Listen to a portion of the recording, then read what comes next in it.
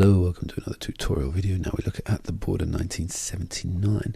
So the first thing we pick out for structure then is the enjambment. It really makes us concentrate on final words. So here, for example, where the mother's actually speaking to the child, and she mentions at the end that the items were, that the back home was cleaner and beautiful.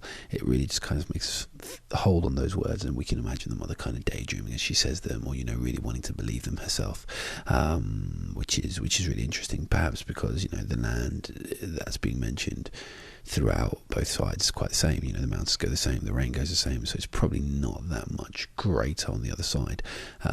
But here to the mother, the enjambment makes us focus on her beliefs or her ideas between it.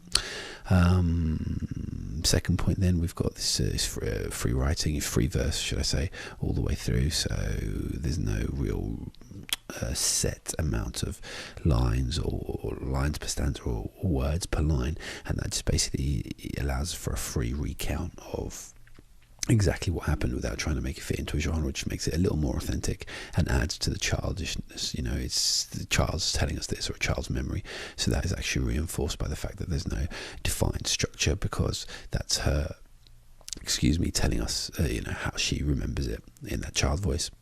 We've got another structural element of the other voices actually jumped in. So here we have this voice here, then we have the sister's voice, then we have the mother's voice, even though the mother's voice is put differently, and we have this other person's voice here, etc, etc. So lots of other voices give us a real range and understanding where to come in the poem from. We get to see a lot of people's views, and it's very rich for having other people talk to us. And we've got the italics here, which is the really interesting structural usage, because it really highlights this.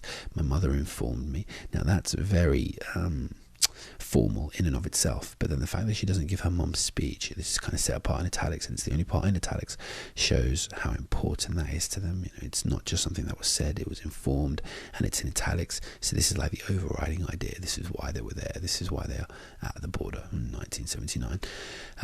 So yeah, that's important. And so basically you're supporting the meaning that the meaning, or how that supports the meaning, is because we're looking at exile and persecution. This family have been chased out of Kurdistan, so what is now referred to as Kurdistan, or at least what should be referred to as Kurdistan, and they had to flee the border into Iran from Iraq because of Saddam's regime, and now they're on their way back in before they're going to have to leave again. Unfortunately, the regime there was pretty brutal to the Kurdish people. So that's where the conflict comes from in this poem. So this family here are returning, thinking that things are going to be better. And if you read one of her other poems, I can't remember what it's called, but it ends with the year 1981. And then you find out again that they had to leave. So it's really interesting. Her poetry is actually really, really interesting. But the exile here that they've been in, obviously because they had to leave for fear of their lives, and now they've come back, and that kind of ties into the whole, one of the other problems that comes about because of war. The whole uprooting of families as well as beyond the battlefield, etc. One of the other meanings that we look at then, we've got the political boundaries that people have set up, because we've got this big chain here which actually divides the land, divides the two countries, etc. So that's the boundaries that we actually have. But then we've got nature's disregard for them. I think that's really interesting, because we've got the mountains are actually all the way across. The same mountains encompass us all, and at some point it says, yes, here we are, it rained on both sides. So even though we have these man-made divisions by the chain, and by the fact that the sister here, even the sister kind of adheres to it by saying, oh look, I'm in one country, another country, whereas the girl herself reading us the poem, she can see that everything's the same, and even the mum here says, look, in our country everything's this cleaner, beautiful, kinder, but obviously it's not. It's exactly the same kind of land. So we've got that the boundaries, political boundaries, or the boundaries that we set up about things, and then how things actually are. The countries wouldn't be countries if we didn't decide to actually cut them up and allocate them in that way. We've also got this interesting meaning, or this interesting focus on people's feelings about home. So obviously we've got the mothers, where she says, it's cleaner, beautiful, kinder. We're not sure exactly how much we believe in that, especially when she says the landscape is more beautiful and the girl can see they're the same. And then we've got this guy here who says, I can inhale, or this person, sorry, here who says, I can inhale home. So it just kind of makes them feel that, there's a certain smell to home, there's a certain feel to home, etc. And, that can be kind of diluted in some ways. And that's probably more of obviously an Arabic or a Kurdish phrase. I can inhale home. It doesn't really translate directly into English, but it probably does work in another language. But it just means I can really get the sense of being home. But how true it is, we don't know. It's again, it's psychological. I suppose I've put delusions there because they probably wouldn't be able to smell it, but obviously psychologically it has a massive impact. I remember reading a report about some refugees when they leave their homes. They keep the keys, even if it's just symbolic, and even if their houses are bulldozed, they keep the keys because psychologically that means something. So that could be what's going on there. And then finally we have this person here again, the feeling about home, where this man leans down and kisses the soil. Here we go, a man bent down and kissed his muddy homeland. So again, is the ground worth kissing? He's just stepped 1 foot over the border, and then suddenly the ground on the left side of the border he can kiss, but the ground on the right side he wouldn't. So it's really interesting, just how we differentiate and divide things up. So the images we get then that are interesting, well, we've got this child with a leg in both countries, and just that's real innocent, just basically just about grasped the physical aspect of these are different countries, not the political aspect, where in one this family were safe and in the other they were persecuted and had to leave. So that's really interesting, and that obviously supports the idea of the exile and the persecution. We've got the image of the border and the chain and the invisible idea, the political one, obviously the abstract idea of the boundary and the political difference between them, especially in that regard to safety and where they'll be taken care of and where they won't, and also the change that's come with it now that they can actually go back, even though, as we know, it was just for a while. But we've also got the chain, making it very visual, and people's attitudes towards it. Well, on the other side, we just crossed this border, everything's better. So you've got that whole the 3-level split, like a political one, a psychological one, and then a physical one, and then you see nature's just disregard, which is the next point to come on to, nature's disregard for all that, and nature, wherever it's meant here, is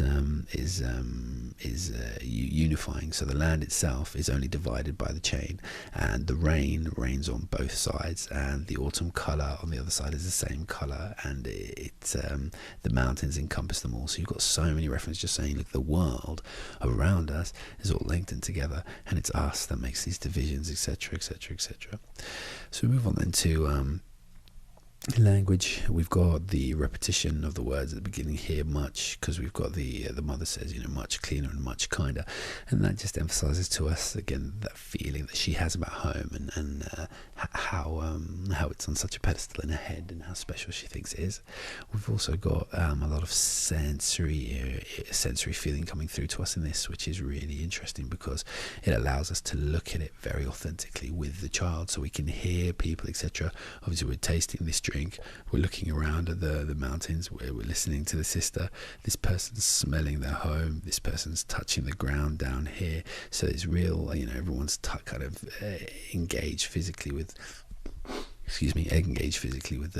with what they're seeing, which actually just presents us with a really rich scene, allowing us to imagine, understand all these elements a lot better. And there's a lot of positive words about home. We've got I can inhale home, and the kissing the homeland, and beautiful, cleaner, kinder. And again, I just think that really ties in with the people's delusions about home. But also you could link it to this point here about the exile and the persecution, because absence makes the heart grow fonder, as they say, and that's what we're seeing come across there. People just really cherish and love their homeland, etc.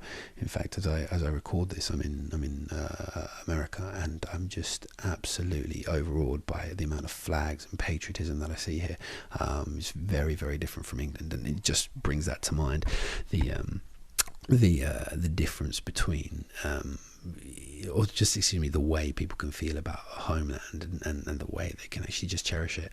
And it just reminds me how much I think I take Britain for granted, and yeah, probably a lot of people do. And maybe if I couldn't return to Britain for a set amount of time, maybe then I would definitely appreciate it. But yeah, so that's although obviously I'm not here because I'm in exile. I'm just saying it gives me the idea that you probably appreciate home a lot more if you didn't, or if you couldn't go back there.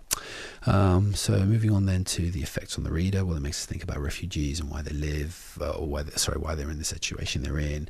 What do they do? How they're persecuted? How it can help? Their lives, what they actually go through, missing home, etc. It makes us also think about the similarities of people and nature. Why people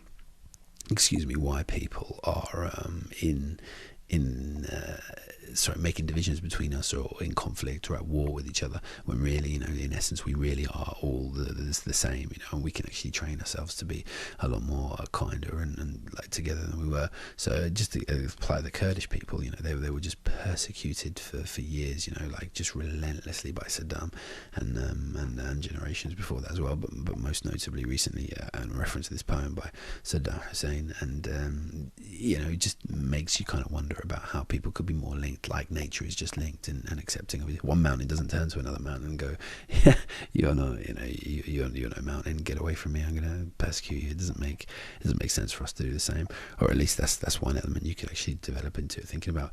And also gets thinking about divisions, the divisions that we have between ourselves, that cause the conflict in the first place, whether it be an argument on the street or whether it be wars between countries.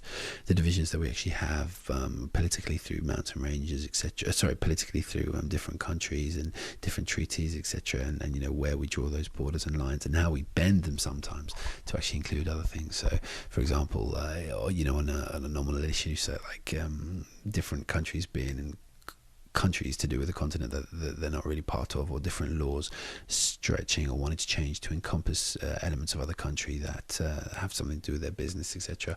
Especially thinking about shipping when I talk about that. But there's a lot of divisions between us, and we just think about how we generally don't need them, and all of that ultimately just kind of, if you look at it on the three levels here, it kind of builds quite steadily into quite a wide and far-reaching poem, and that's where the element of conflict comes in, because the main element of conflict comes in, should I say, because at the base, this is a persecuted family returning home because of some conflict, but ultimately it's to do with the conflict that we have as human beings with each other, and the conflict we could even have with what people are telling us and what we can actually see around us.